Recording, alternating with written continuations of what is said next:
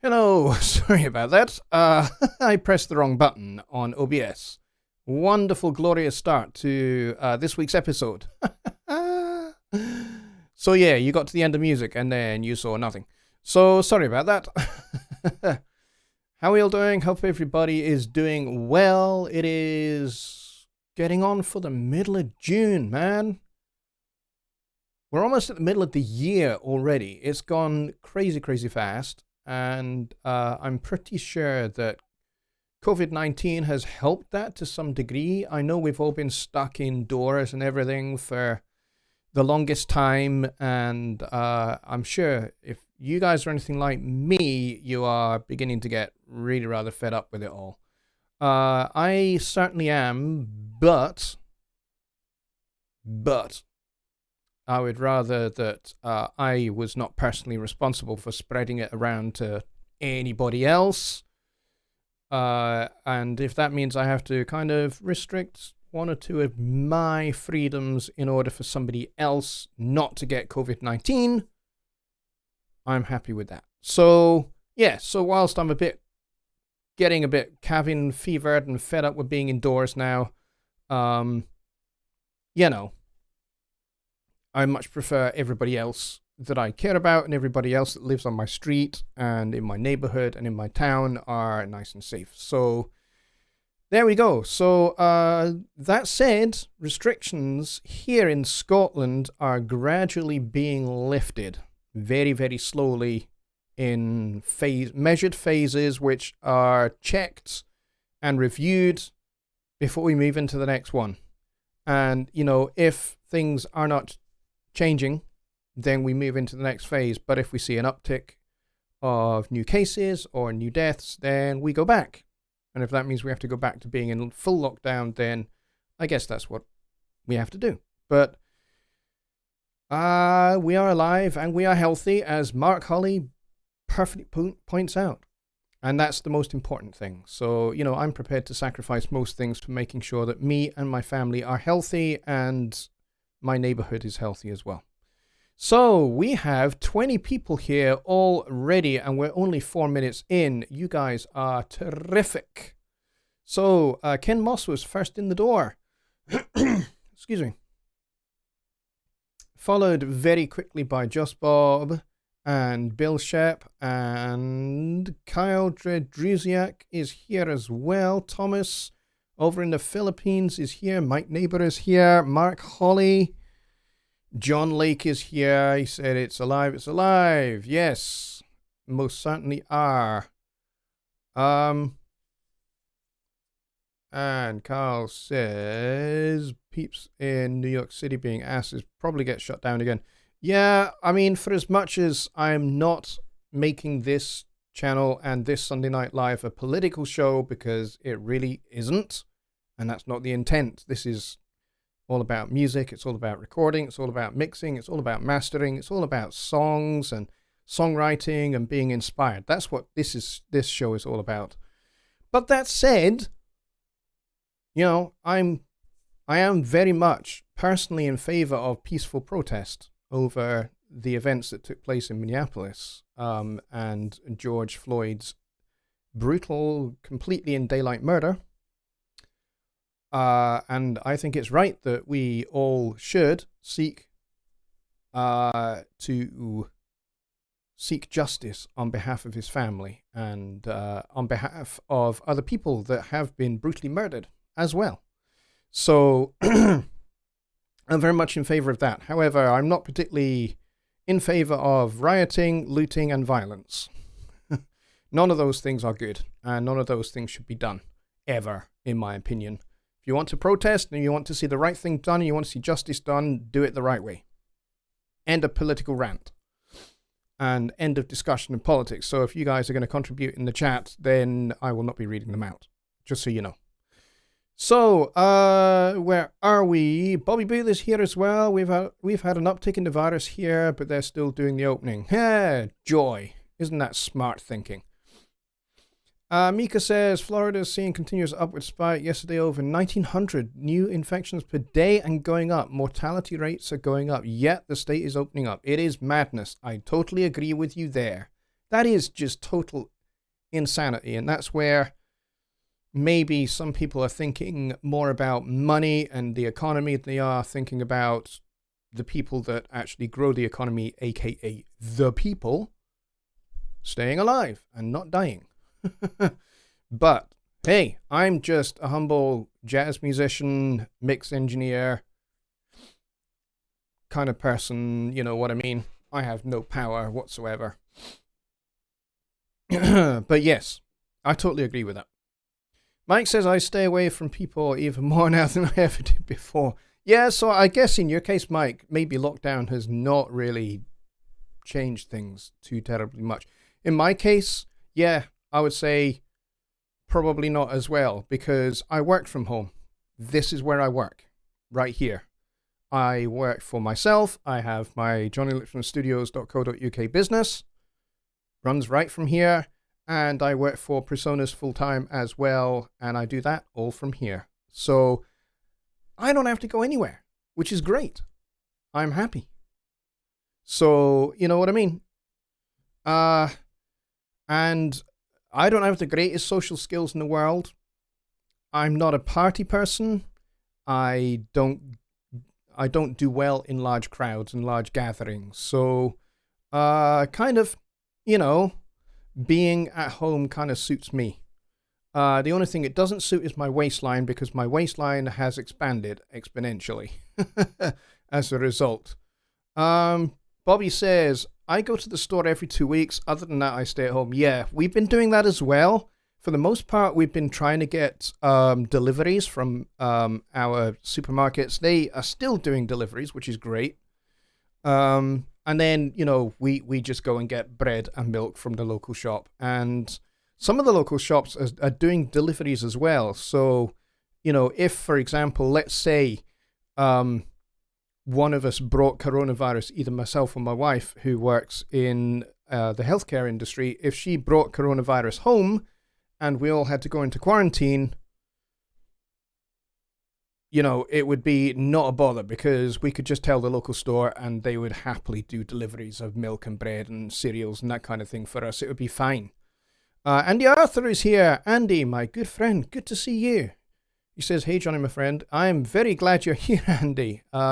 I don't think you're able to get out to my shows very often. So it is really good to see you. Thanks for coming. I really appreciate it. So we have 21 people here. Carl says you're not alone in the waistline expansion. Yeah. I know. I've been trying to get to an online exercise class. Well, it's tricky for me because I have knee injuries that go back to when I was 18, and you know, they will likely never recover from those injuries that I received, and basically the cartilage in my knees is gradually crumbling away. So I have to keep them moving in order to keep the joints working and working well, but there is a limit to what I can do exercise-wise. So normally I would go to the swimming pool and I would do 30 or 40 lengths. I'd go once a week and I'd do 30 or 40. It's an Olympics standard sized pool, so I would do 40 Olympic lengths every week. And that would be my exercise. That's what I would do every week because, you know, there's no pressure on my knees at that point. So I've been trying to get to this online class, But there are some exercises that I just cannot do because it's just too painful to do it. So, but yeah, I've been trying to watch my waistline and be careful about what I eat more than I normally would. Normally, I don't really think too terribly much about it, to be honest. But yeah, I'm trying to be careful about how much I eat rather than what I eat because I'm less active. I don't walk my kids to school every day, for example, and then I don't go and pick them up. So I'm exercising a lot less than I normally would in a normal week. So so I'm having to think about the fact, hey, I'm expending less energy, therefore I should input less energy. Kind of viewing it from a mixing point of view. Don't want to clip the output. Let's see. Dwayne is here. Good to see you, buddy. He says, your power comes from being a songwriter. Your music communicates to your audience. Speaking of which, I've been working on a new tune today. It's not finished. It's just essentially sketched out ideas. And I am quite happy with it at the moment. And it's going to be interesting to see where it goes. Who knows? This time next week, it might be completely different. But at the moment, it's got a nice little Afro-Cuban feel to it, which is not really a style I work in an awful lot. It's just kind of like, hey, this kind of sounds cool. So I like it. More on that in a wee while. Bill says, I am back to work. Was only shopping every 14 days, now once a week. Yeah. Bobby says, something's wrong then. I've lost 53 pounds since September. Wow. Wow, you are doing well, mate. Congratulations. That's fantastic. Andy says, no, but I love them when I can. Been working 6 days a week at Sears. Live sound's still not recovered yet, although I got some gigs coming up. Yeah, there are some places where they are beginning to think about, getting bands in again. I haven't done any gigs for quite a long time, and not just because of lockdown, but mostly because I cannot afford to run my band anymore because it's too expensive. We kind of spend more money doing the gigs than we earn from the gigs. So it's got on a little bit too expensive to run my band. And, my band members are my employees. I employ them. So I have to look after everything else for them and, all the stuff that an employer has to look after. And it's just got too expensive. So the band no longer exists, but I am intending to put myself out as a solo artist and hire a couple of musicians to kind of form an informal trio. So yeah, I'm looking forward to doing that once some of the venues that I play at start coming back on again. That's going to be good. Mike says, I take walks with my daughter almost daily. For me, I just need to watch what I eat and the time of day I eat it. Yeah. One of the big things actually for me is eating at night. Because I don't need a whole lot of sleep. I never really have done since I was maybe in my teens. I think it's a habit. I started when I was in my teens. I was at university. And so I was at university full time during the daytime. And then I was playing gigs at night. And when I finished my gigs, I'd go to after hours, little basement joints, and we'd jam until the morning. And then I'd have my breakfast. I'd go home. I'd get a change of clothes and a very quick scrub up, and then I'd go back to university. And that was how I did my days. And I did that for 4 years. And then once I finished university, I filled that time with, doing session work and rehearsing bands, and I started teaching, and I started running local big bands, and I started running youth bands and youth ensembles and that kind of thing. So all of that took up all my time, and then I would still go and do the same gigs, and I'd still go and play the same after hours joints. So I've never needed a whole lot of sleep. It's just a habit I got into. And so as a result, one of the things I got into a habit of was when I come home, or before I go on to an after hours joint, I would eat. And it's just the really, this is like 1, 2 in the morning. It's totally the wrong time to be eating, to be honest. So I had to learn not to do that in the last few years, because I'm fast approaching the other side of 40, so I'm heading towards my 50s, and I have to actually deliberately not eat at night now, even though I want to. It's something I have to cut out, because it's calories I'm putting into my body that I'm never using. So what's the point? So Mika says, I've been rebuilding and retrofitting my beloved SSL. Bought some Williston transformers for an output block experiment. Cool. I actually got my start in terms of mixing on an SSL, and I loved it. It was not my SSL. It was the one that was in the studio where I was working, and that I learned how to mix on that SSL, and I never forgot it. And I was there for several years, and I absolutely loved that thing. But we had a guy that looked after it and maintained it, and oh boy, it was a pain in the butt to maintain. Alrighty, so we are 17 minutes into the show. Leo Sayer apparently said, I'm a one-man band, no one knows or understands. Is there anyone out there want to lend me a hand with my one-man band? I'm... Leo Sayer is an English singer, songwriter of the 70s and 80s, whose music I've never really jived with, never really been particularly familiar with, but I know musicians and I work with musicians who have played with him and have been on his records. So, but yeah, I'm not particularly that familiar with his stuff. Alrighty, so we're about 20 minutes into the show, and there is something that I wanted to talk about, and it's I don't know, it's something that I don't see a lot of people actually knowing about. So you guys may totally know everything that there is to know about what I'm about to show you, but if you don't, great, you can kind of watch with a lot more attention. For those of you who are just like, yeah, I know exactly what this is, you can either go and make yourself a cup of coffee and come back and join in the rest of the chat after this little bit, or you can just sit back and just bask in the fact that you know this, and that's cool. And maybe you could offer some advice and some further commentary in the chat. That would be really helpful. So, what are we going to do? And I have to thank Mr. Mike Neighbor for the idea for this one. I need to take some tea. Hang on.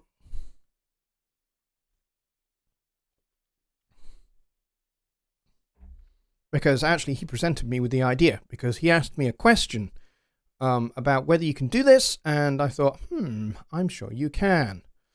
So what he was trying to do, and it's a slightly different, I'm taking this from a slightly different angle. What he was wanting to do was he wanted to basically print a bus. Essentially, he had a couple of tracks which he had some processing on, and then he had them going to a bus which was having some more overall processing being done, and he wanted to print the result of that. So there is definitely a way in Studio One to do this, so I'm going to show you that. For those of you that do know this, enjoy. If you don't know this, then this is definitely for you. So let's close the mixer, and as I say, this is the tune that I've kind of just started working on, and I'll play just a little bit of this, and then I'll show you how to print a bus.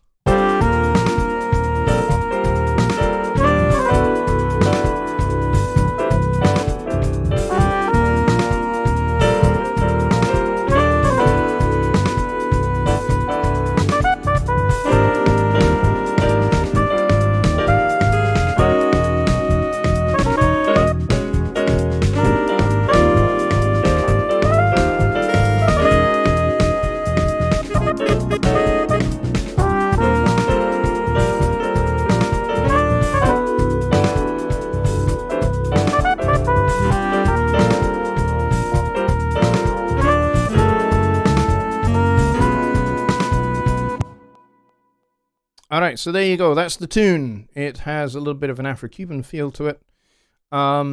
But what we're going to do is we are going to take, let's say we want to consolidate these two keyboard parts, so the Fender Rhodes and the piano part, for whatever reason we might want to do. Now, there is a way to do this. In fact, there are a couple of ways to do this. One way is to do this. So we press T to add a track, and we create a stereo track, and let's call this keyboards. Let's type properly, shall we? Let's call this keyboards, and we'll make it a garish. Let's make this kind of deep, dark, burgundy red kind of color. And we'll go, okay. And now that we've done that, we've got this little bus here, and I'm going to shifty it down so that it appears underneath my keyboards. So we've got this nice clear gap for it. And then what we're going to do is we're going to go down to the inputs. We're going to go to tracks. And we're going to open this, and we're going to select. Come on now. Can I not assign multiple tracks? It appears you can't. Okay, that's fine. That's absolutely fine. Because what I can do instead is I can. Can I undo that? What I can do is I can create a bus. And this is more what Mike wanted to do, was he wanted to create a bus. So he wanted to do this with a bus channel. So let's go and do that. We'll just leave it as bus 1 for now. And we'll go back out of the mixer. And we'll set this to... Can I uncheck that? Is there a way to uncheck that?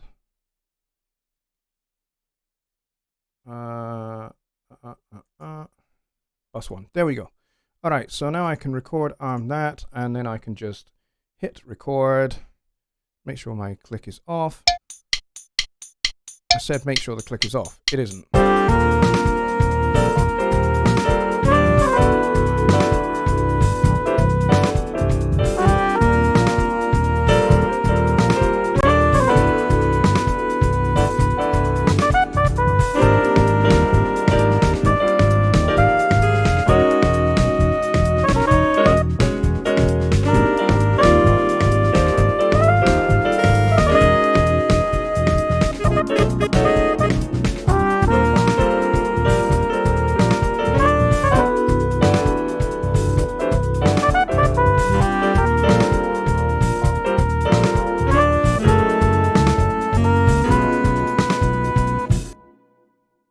Alrighty, so now we can unmute that and we can solo it.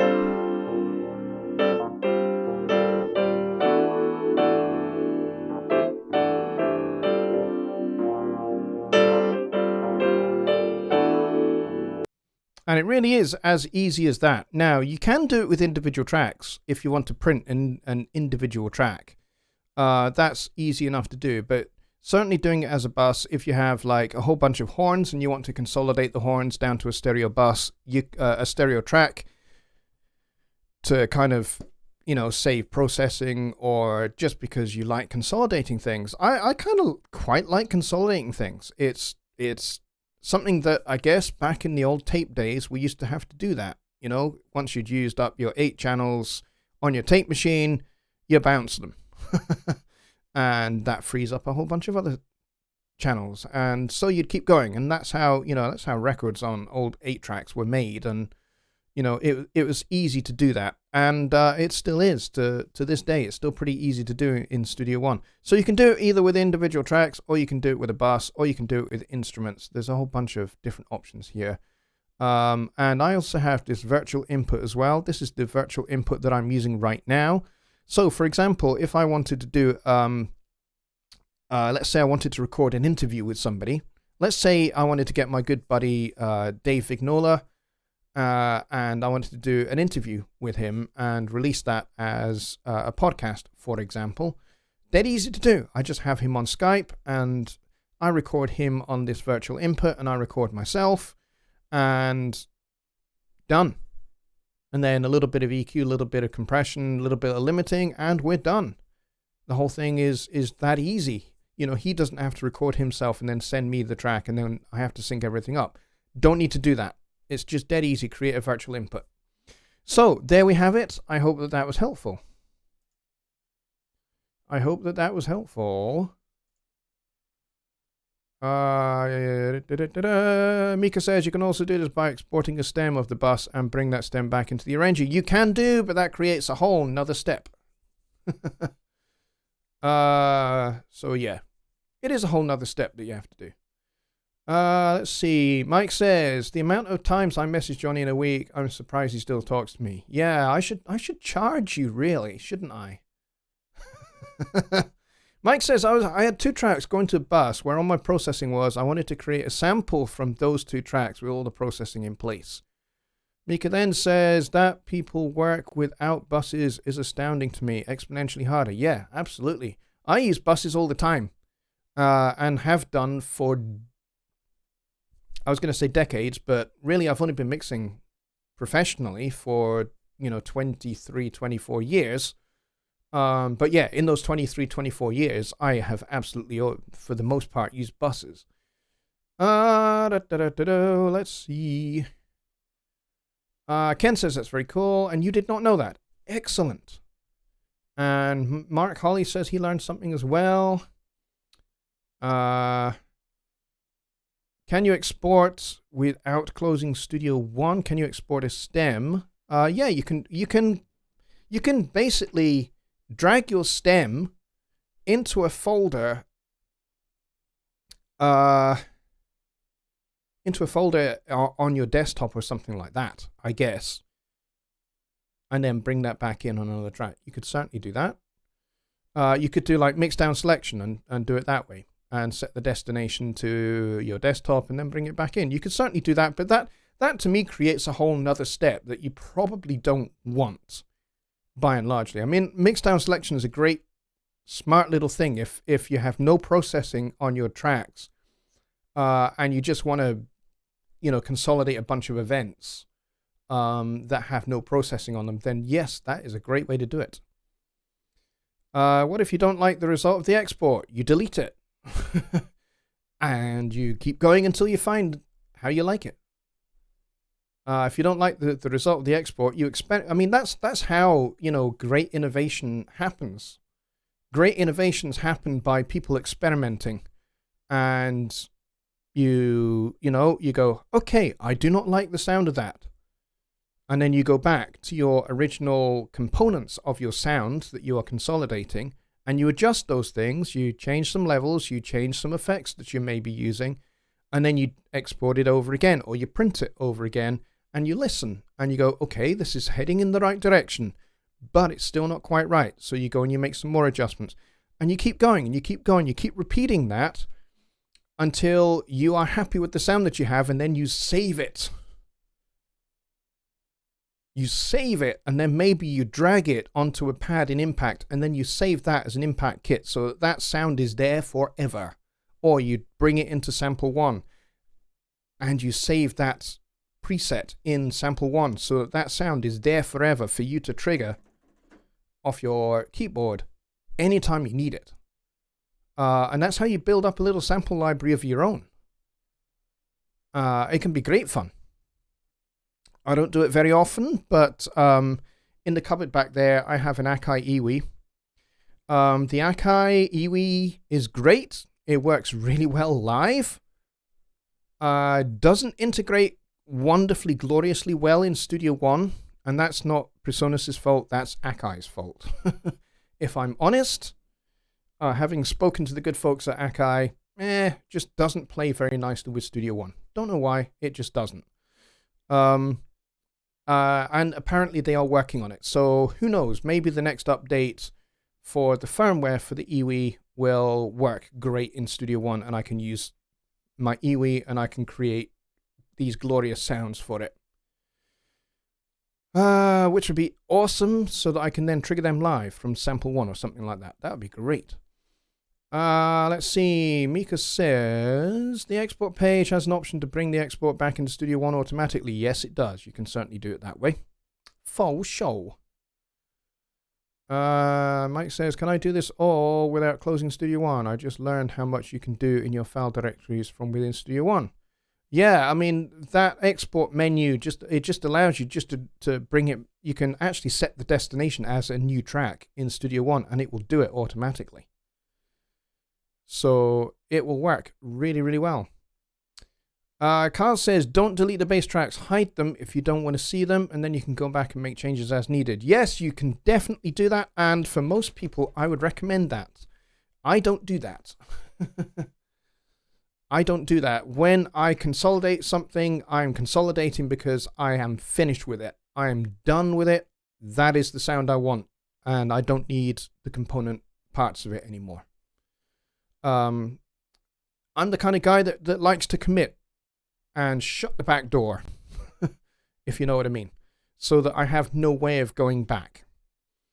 And even if I kind of go, meh, maybe I could have tweaked it a little bit more, you can end up endlessly tweaking and never actually getting to the end point, which is the end result, which is the completed piece of music. You can so easily end up doing that. And I don't want to be the endless tweaker. Personally, I don't want to be the kind of guy that keeps on going back. No. That's not how I work. And I don't see any logic in being able to do that. I mean, to make life easier for myself, I like to commit to a sound up front. So that often means that I have an EQ and a compressor on the input side of Studio One. So I'm printing that as I'm singing. If I'm doing a vocal track, I'm printing that to the track so that I don't have to do the EQ and the compression in the mix. It's there. Now, if I decide I still need to do a little bit of extra EQ, I'm EQing for sweetening rather than for tone shaping, because the tone shaping aspect of it is done already and is printed to the track. I prefer to work that way. I know that my great friend Jonny Gibe doesn't agree with that. He likes to always be able to have a fallback position. I prefer to live a little bit closer to the edge, and I prefer to go, I don't care about fallback positions. I want to spend as much time as I can shaping my tone in the recording phase so that I have the sound that I want and that I want for the rest of the song. I want to have this set and forget, so I don't have to think about it anymore, and it does not inhibit my creative process anymore. I have it. That's kind of the way I work. And I guess maybe that is, a byproduct of an older era where you really had no choice. It had to go down as it is now because you needed to free up the EQ and the compressor for use by something else. And that often happens. Certainly with outboard gear and, consoles and that kind of thing, where you've only got one of each piece of hardware. So you've got one EQ, you have one compressor. You can't put multiple instances of compressors on channels because you've only got one. So you use that one EQ and that one compressor to print that to the vocal track, and then you free up the EQ and the compressor to be used on something else. I guess it's a throwback from that, to be honest. So, yeah. Mike Neighbor says, building my own samples is what I'm trying to do. Building your own samples is a cool thing to do. I do that, as I say, for the iwi. I love to make sounds that nobody has ever heard before. And actually, one of the most powerful things... I just spat everywhere. One of the most powerful things in Studio One at the moment for that kind of sound design thing is multi-instrument. Multi-instrument is so powerful. And you can print the darn thing.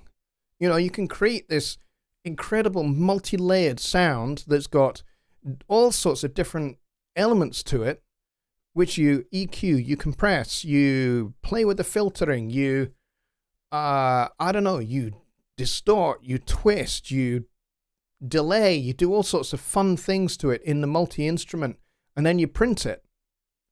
and you've got this glorious sound that nobody has ever used before and nobody has ever created before. And that's your sound. That is your keyboard sound that nobody's ever played before. And I love that about multi-instrument. And so when we brought that into Studio One, I think it was in 3.2, I was just like, oh, what a great idea. And I was just like, I wonder who actually requested that feature, because I just want to high-five them, to be honest. Mika says, the only logic to constant tweaking and adjusting is when you're being paid or on your own songs/projects. Yeah, but even then, even if you're being paid, you know, if you're being paid an hourly rate, for me, I don't charge hourly rates, I charge by the project. So I don't want to be endlessly tweaking. If I'm being paid an hourly rate, yeah, maybe I will. It depends upon the client's budget. But for the most part, because I prefer to charge per project so that the customer, the client, always knows what they are paying for, how much, they know how much they are paying, and they know what they are paying for, that actually makes me work faster, it makes me work better, to be honest. But that's an entirely different subject for maybe a different show, to be honest. Let's see. Mark says, I know guys who rehearse and break up before ever doing a gig. Same thing. Yeah. I've actually been a side person in a band, so I've been a keyboard player in a band where that exact thing has happened, where the guitar player has just been forever endlessly tweaking a particular song in rehearsal, and we do 6 months of rehearsals, but we never get to the gig because he's never happy with the songs enough for us to play the gig. And I was just like, nah, this is wasting my time. I'm out. And I'm out of the song. And I'm out of the band. And, 3 months later, I hear that he has no musicians anymore. He doesn't have a band. And they never played gig number 1. I'm a believer in, perfection. Absolutely. But I don't believe perfection is an unattainable goal for a band rehearsing for gigs. It is absolutely attainable. But you have to set a target by which you attain it. And then you go play your gig. So have the gig booked. That is your target. You have to have achieved perfection of the performance of these songs by that date. Go. Otherwise, you're just endlessly rehearsing for no reason. And that's no fun for anybody. Michael Johnson says, I can't stand that song, number 9. Mika says, when you have no clue what you played or how you played it, you might want to fall back. Yeah, but you know what? Even with improvisation,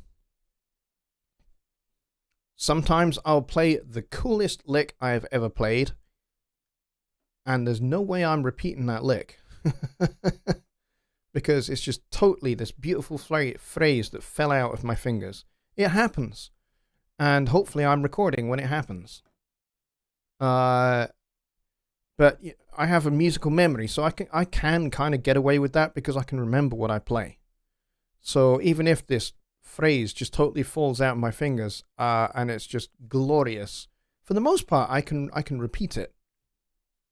But that takes a lot of practice to be able to play something that you've never played before, improvise a line, and then repeat that same line as close to identically as you can. That takes a lot of practice, but that's how you learn language, and music is a language. You say something you've never said before, and then you say it again, and then you say it again until that phrase becomes a lick, and it's in your repertoire of licks.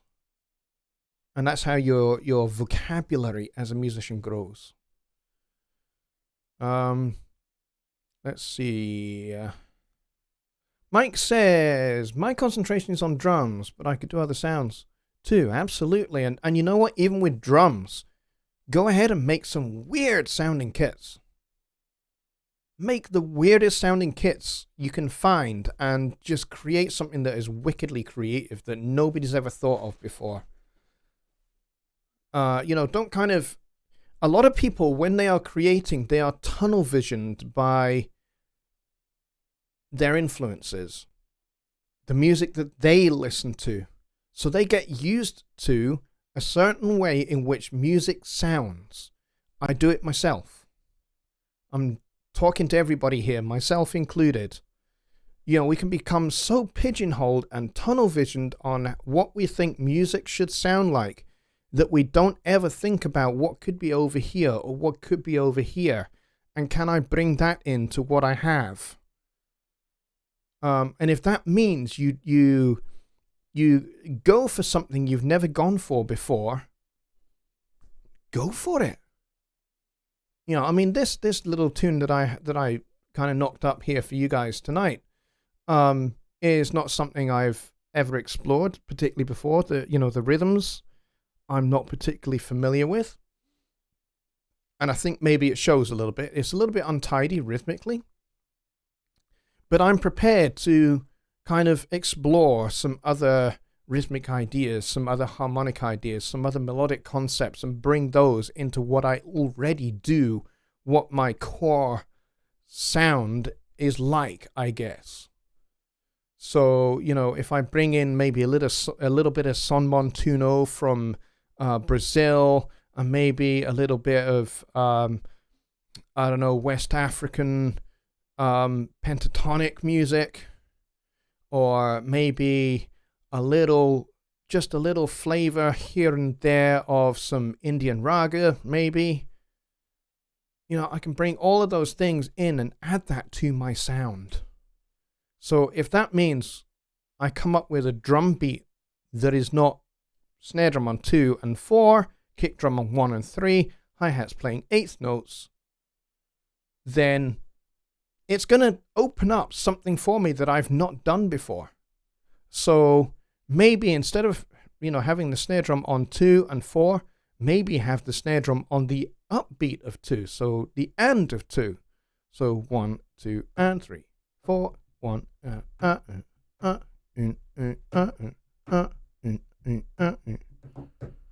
and that's in itself, just shifting that snare drum beat from beat 2 to the upbeat of 2 creates an entirely different rhythm. And if you're not used to it, it will sound weird until you get your head around what it does.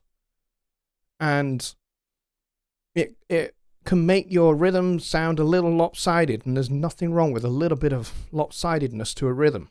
It's what makes it danceable. That's why heavily quantized music isn't danceable. There is music out there that is called industrial music. And it is a genre all of its own. And everything is phenomenally quantized. It's robotic. But that is correct for that style of music. But that style of music is not danceable. It's not something you can dance to because it's too tight. What makes music danceable? What makes you, when you're on a dance floor at a disco, what makes you want to dance? It's the fact that the music has that lopsidedness, that tension and release. That is what creates the groove. It's laid back. It's not right on top of the beat. It's slightly behind it. So, there's different things there that you can bring in to make your sound your sound. Let's see. It always happens when I'm driving my bus. Can't use phone. Yeah, you're going to have to learn how to develop a musical memory. James R. Hello, James. Good to see you. Says, is there a control change editor within the program for MIDI, please? And Mike with a pretty good answer. He says, are you trying to just link controls to a controller or change MIDI CC commands? If that's the case, James, then please do let us know. Let's see. EDM is the same way. It's right on the grid. Yeah. Electronic dance music. Now, the interesting thing about EDM is that, yes, everything is incredibly quantized and robotic. And what is it about EDM that makes that danceable? It's the kick drum. It's the kick drum, and everything is centered around the kick drum. And it is, you know, the kick drum is kind of hypnotic in EDM. So it's that drives that music forward. Whereas disco, you know, kind of more 70s funk disco, it's not so much about the kick drum. It's much more about where the snare drum is, to be honest. And it's kind of how everything else fits into that. Ken is here. Hello, Ken. Can you demonstrate the difference between 1 2 3 1 2 3 1 2 1 2 in a 5/4 or 10/8 rhythm and treat the 1 2 3s as triplets just in 4/4? That is an interesting question. So triplets, what you're talking about there is you're talking about counting eighth notes in a 5/4 pattern. And would that fit into 4/4? No, 5/4 won't fit into 4/4. I need more tea. Excuse me.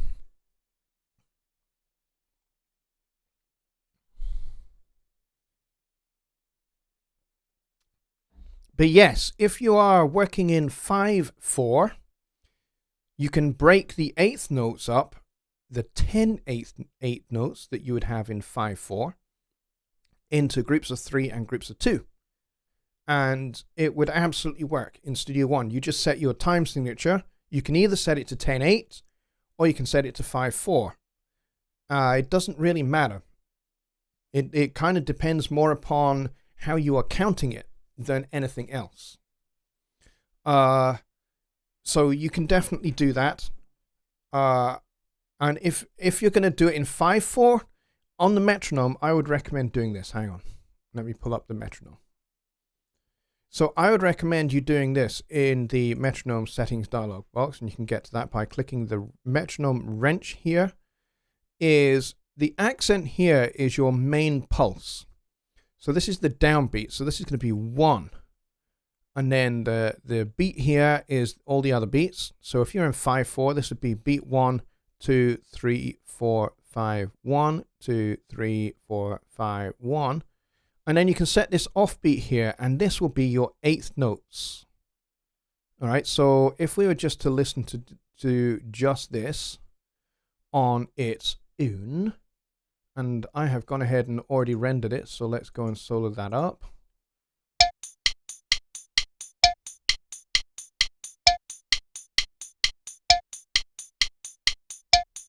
So I've got the rim tap playing 2, 3, and 4, and the cowbell on beat 1, and then I've got the tambourine playing all the other intervening eighth notes. So you can do that with 5/4.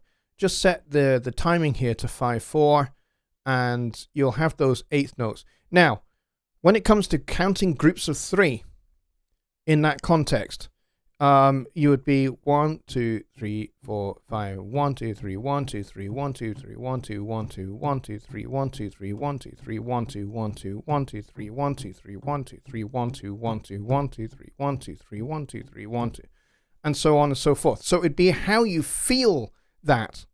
So they wouldn't be triplets, they would just be groups of 3 eighth notes rather than triplets. Because triplets, remember, is 3 in the time of 1. That's not what we're doing.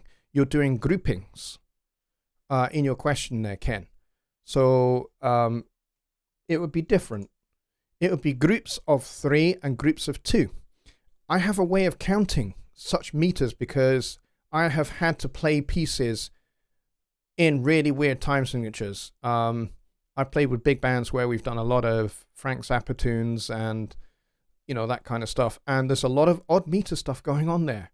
And you can either count each individual eighth note, or you can figure out a way to do it. And here's the way I came up with. And it sounds totally weird, grant you that, but it worked for me. It might work for you, or you can create a variation on it. So for triplets, or for groups of 3, I'm not going to call them triplets, I'm going to call them groups of 3. I would say triangle, because it's a 3-syllable onomatopoeic word. Triangle, triangle, triangle, triangle. And then I needed for duplets, which is where you have a group of 2, I had to come up with something onomatopoeic that would work. Now, what I came up with was a slight twisting on the word house, because house, the way we normally say house, is a single syllable word. So I made it a 2-syllable word by going housey. Instead, I could have come up with another word, but it was housey and it stuck. So I came up with triangle, triangle, housey, housey, triangle, triangle, housey, housey, triangle, triangle, housey, housey, triangle, triangle, housey, housey. And that's how I came up with a way to count those kind of figures. And I keep on hitting the mic, sorry. Ken says, that is more my question, is about counting and accents. Tough for me with rhythms not being a drummer. That's what I'm trying to hear, the difference between triplets and just a group of 3, not triplets. Yeah, so triplets would be, here's my pulse, 1, 2, 3, 4. 1 and a 2 and a 3 and a 4 and a 1 and a 2 and a 3 and a 4 and a 1 and a 2 and a 3 and a 4 and a... All right, so that would be triplets. So we're not talking about that. We're talking about groups of 3 versus groups of 2. So we're talking about triangle, triangle, housey, housey, triangle, triangle, housey, housey, triangle, triangle, housey, housey, triangle, triangle, housey, housey. 1, 2, 3, 1, 2, 3, 1, 2, 1, 2, 3, 1, 2, 3, 1, 2, 1, 2, 3, 1, 2, 3, and so on and so forth. So whether you're doing like 10-8, 9-8, 11-8, 13-8, those kind of, or 15-8 or more, those kind of little onomatopoeic phrases will work for you, guaranteed every time. And for me, here's the thing. A lot of people, when they're working in odd meters, will get hung up on where the 1 is. Be careful not to get hung up on where the 1 is. Because if you try to kind of, stick a stake in the ground and pull an elastic band from that stake in the ground, and the stake in the ground is 1, and you're pulling yourself way over here, the danger is that you will always ping back to that 1. And that can be a good thing, but it can also be a bad thing as well. I prefer to just kind of let the 1 pass me by. And if that means I'm never playing it, that's fine, because everybody else is either going to play it or they're going to be feeling where that 1 is. It doesn't bother me. So what I would do is I would ignore where beat 1 is and not think about it. And I would just think, when I'm playing odd meters, in terms of those groups of 3 and groups of 2. And that worked for me. It made playing odd meters something I didn't have to think about. Much like, playing in 4/4. I don't have to think about that. 1, 2, 3, 4. 1, 2, 3. 1, 2, 3, 4. 1, 2, 3, 4. 1. It's easy. Playing in 3. 1, 2, 1, 2, 3. Do do do do do do do. It's easy. I don't have to think about those. So I tried to make myself be able to play in odd meters like 5, like 7, like 9, 11, 13, 15, 18, 21. Play all of those kind of meters without having to think, where the heck is the 1? So that's where I came up with housey and triangle. And it works, and it makes playing it so much easier. So I'm not thinking about 1, 2, 3, 1, 2, 3, 1, 2. Because if you're going 1, 2, 3, 1, 2, because you're always saying numbers, you will lose where the 1 is, and you'll get yourself in the right twist. But if you take away numeracy from it and start feeling it as groups, then you'll find it a lot easier to do 5 and 9 and all of that business. And you'll play it easily with your eyes shut. Eventually. Takes a bit of practice, but yeah. Housey and triangle. Housey, housey, triangle. Housey, triangle. Housey, housey, triangle. Housey, triangle. Housey, housey, triangle. Housey, triangle. And you can come up with some really, really cool rhythms. And in fact, you can reverse those rhythms as well. So you can have one part playing housey, housey, triangle, housey, triangle, housey, housey, triangle, housey, triangle, and then have another part playing the exact opposite and have fun with watching them kind of collide into each other, pass through each other, and back out and then back in again. And you get all sorts of very cool little rhythmic twists. It's like braiding rhythms, and it's really, really great fun. But there you go. So my two obsessions musically are rhythm and harmony. I like twisting chords, and I like twisting rhythms. So there you go. Mike Johnson says take 5. Yeah, take 5 is really cool. The thing with take 5 is it was kind of an early experimentation with odd meters. Keeping it within that jazz tradition that Dave Brubeck was in. So it is a little bit grounded on the 1. You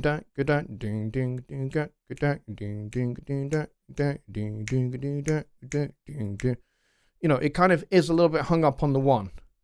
And everybody's kind of like 1, 2, 3, 4, 5, 1, 2, 3. The only person who is not hung up on the 1 at all is the drummer, Joe Morello. Listen to his drum solo. It is glorious.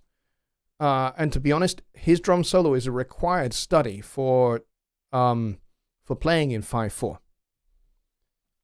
It's very, very cool. And he does lots of things across the bar line that are worth checking out. Mike Nibber says Studio One doesn't have a MIDI CC editor like Cubase or Logic. Correct. But check to see if your controller has the ability to reassign the CC, then you should be able to link them to certain instruments. Yes. Can certainly do that. Absolutely. Question from 911 a day. Don't know who you are, 911 a day. I like your username. Welcome. I'm glad you're here. 911 a day says, is Pink Floyd's Money in 7/8? It isn't. It's in 7/4. 1, 2, 3, 4, 5, 6, 7. 1, 2, 3, 4, 5, 6, 7. 1, 2, 3, 4, 5, 6, 7, 1. It's not in 7/8. It is in 7/4. And it's very cool. It's a good tune, actually. But again, it's another one of these tunes that was kind of a little bit anchored on 1. You could always go, okay, 1, 2, 3, 4, 5, 6, 7. 1, 2, 3. You know, there wasn't a whole lot of going across the bar line. A lot of that came later in Pink Floyd's music, but you know, kind of when they played this thing in 7/8, everything was kind of pretty grounded into where's the 1? There's the 1. You cannot possibly miss it. But you know, they kind of loosened up as time went on. But it's a great song. 7/4. Does it come in on the 1? Yes, it does. It always starts on the 1. 2, 3. Yeah, it does. I can't play the tune because I will get a copyright strike, I'm afraid. So yeah, you're gonna have to go and kind of listen to the record and count along to it, and you'll find where the 1 is fairly easy into the song. But I think there is actually a whole section of that song that is not in 7. It is just in regular 4/4, and then it goes back to 7. So yeah, it is a good song for being in odd meters and learning about music in odd meters. So yeah, Pink Floyd's Money is a good intro into playing in 7. Take 5 is a good intro into playing in 5. And there are other tunes out there as well. Could you give more examples of songs that are not on the 1? A lot of reggae music, one-drop reggae music. Nobody ever plays the 1. Everyone plays on either the upbeats, like you know, quite often not even the bass player is playing on the 1. So let's get the reverb. You know, so you might have like the guitar playing.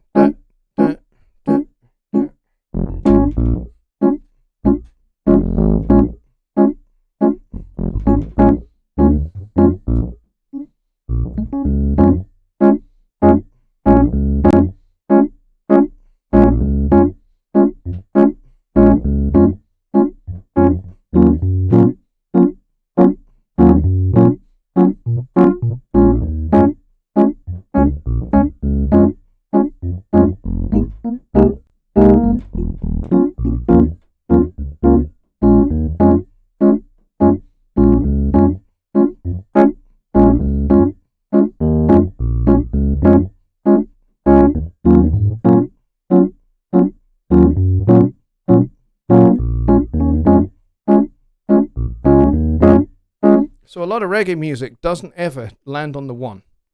I mean, that's kind of like a nice one drop. But, there are other styles of reggae music where you get, maybe a slower kind of more triplet-based reggae, where you get the two drop. Where, again, nobody ever really plays the one very often. It's like maybe a rarity, maybe like the start of the chorus. You get everyone landing on the one for the start of the chorus, but then everyone's off it again. It's kind of like the one is kind of like felt. Everyone knows where it is, but nobody ever plays it. It's kind of par for the course with that style of music. There is a Caribbean style that kind of is a variation from that, and that would be a ska, where the one does get played a little bit more in ska, and it's a little bit of a faster tempo.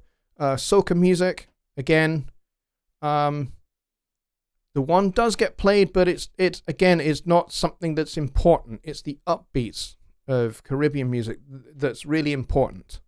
Like, with soca music, it's doing da da da da da da da da one da da da da.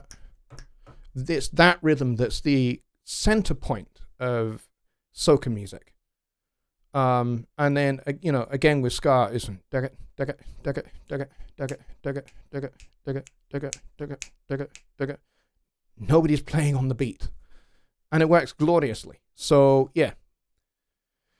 Anyway, we are at the end of the show. Mahavishnu Orchestra, to me, were the masters of odd meter. I totally agree with that. I have a few of their records, and yeah, they were epic in their day, and Billy Cobham is probably one of the finest drummers around, for sure. And I've had the good fortune of having played with Billy in my mid-20s. I was playing at a jazz club, and his band had been playing, and I was gutted not to be able to go and see his band playing because I was working. I was working at this club, but Billy came to the club that I was working at, and he came and sat in with the band, and it was epic. We played this gloriously funky version of Miles Davis's All Blues for about 20 minutes, and Billy's drumming was just the tightest you've ever heard. It was wonderful. And he's a very, very generous, kind, humble guy. And he's great to talk to. So, yeah, so that's Billy Cobham, one of the finest drummers around, for sure. All right, folks, so I'm going to end it there. And I want to thank you guys for hanging in with me, because we have had, let's see, what do we peak at? We peaked at 24, and we kind of hung around 2022 pretty much the whole way through. So thank you very much, every single one of you, for coming out tonight. And I will see you all on Wednesday over on the Home Studio Trainer YouTube channel for Songwriting Simplified. I have a website. You can see it down below, www.johnnylipshamstudios.co.uk. When you go there, on the first page you get there is a red button there that says Get My Free Course Now. Click that, you'll get a free compression course, which was recently updated. It's not like the one that's on YouTube. This one does not exist on YouTube. This is completely different, completely new. Go and get that for yourself for free, no cost. There are a couple of new courses in there. There's a songwriting course in there that you can buy. And there is also my music theory course, beginner's course. That is there as well. You can go and buy that as well. My 2 MIDI drum courses are there as well. But I do have one thing to say about the MIDI drums courses before I go. And that is they are about to be discontinued. So if you are if you have bought those, but the course material still resides on my site and you have not downloaded the content, go download it now, because over the course of the next 14 days, those courses will be going bye-bye. So we will be left with 2 new courses and a free compression course, and of course my free little forum. So those will be there, but the 2 MIDI Drums Made Easy courses that I did with Dave Vignola, they are going. They will be discontinued within the next 14 days. So if you have not gone and purchased it, go purchase them now, and make sure you download everything associated with those 2 courses so you do not lose them when I put them in the archive. So until then, folks, good night.